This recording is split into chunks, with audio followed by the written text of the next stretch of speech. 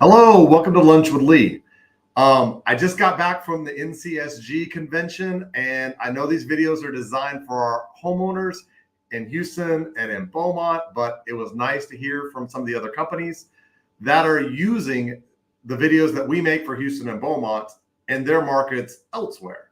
But we always go to those conventions to try to find the most recent stuff to stay on top of code standards, safety updates, find out if there's products that can help our customers better or help us do things cheaper, more efficient, stay on top of stuff.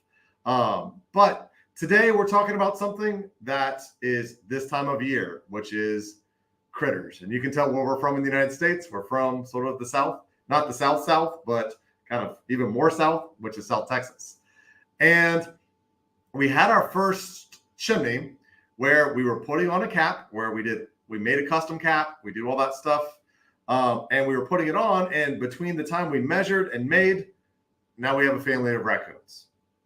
So we're at that time of the year. So if you've had animals in the past or birds in the past, all that stuff, now is the time. And it may be a little bit too late to make sure we are capping off those chimneys. And it depends on what type of fireplace as to what type of cap you get. There's some of them where we build these beautiful custom caps that have these eaves on them so the water runs away from the brick or stone or siding. And you can do hip ridge, which looks more like your house, which is sort of a slope. You can do flat lids. We can do powder coated colors.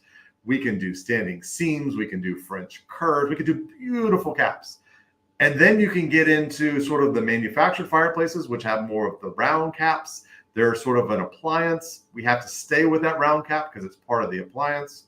And we can do chase tops, which are flat tops. There's not concrete on top. It's, well, should be. In our market, you get all kinds. But it should be metal on top. We can still do the eaves and send the water away from the structure.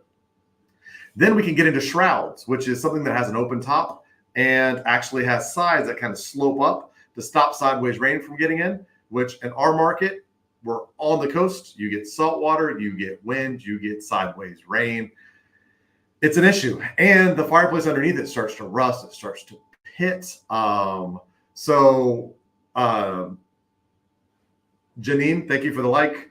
But that's a big issue for us because we can put on regular caps, sideways rain, something that have water dripping in to the actual fireplace. It happens to us all the time. So shrouds are a bigger deal. But if you get a shroud, make sure the top is screened off and the sides are screened off, and it's appropriate to the fireplace underneath it. Because some shrouds are not allowed for certain types of fireplaces and some are. So you have to do your research. It's not as simple as just putting a cap on. So all my roofing brethren, pest control guys, you can't just put screens around chimneys. Because if it's too fine, soot will fill up those little holes and everything will back up into your house. So when it comes to critters, and once again, this is the time of the year. It's almost like last call, if not too late. Make sure you have a proper cap. Make sure you have a proper shroud. Make sure that there's no way for critters to get in. Because raccoons in our market, raccoons, squirrels, chimney swifts. And once those chimney swifts nest, Migratory Bird Act means that we cannot mess with them and you have to wait for them to leave. So make sure, get that stuff done. We make our own caps, but there are lots of ways to make sure that you don't get critters in your chimney. And if you're not sure that you're covered at this point, it's time. If you haven't had maintenance in the last year, it's time. Get that fireplace inspected, get it swept if it's needed, make sure that the cap is appropriate for the fireplace you have underneath it. Make sure you don't have any surprises. Make sure you don't have any critters. Because every time I did an inspection, we have cameras. We do it on every single one. It's like a level 2, which is a type of inspection for homeowners. We bring that camera up, and I told every customer, hey, let's make sure we don't have glowing eyes looking back at us. And every once in a while, sure enough, you see fur, you see glowing eyes. And once they're in there, now you're in a different spot. We can get them out, or we can let them raise their young and leave on their own and make sure they never come back again, which is our preferred method. So prevention is always better than reaction. So let's prevent those critters from getting there in the first place. And then everybody will be happy. We will be happy. You will be happy. And all of us will be happy together. So that's it for today. Please like it, share it. We want to help as many people as possible. And thanks to all of our companies that are sharing this and using this other places other than Houston and Beaumont, even though it's not meant for you. But I appreciate you sharing, because our goal is to help.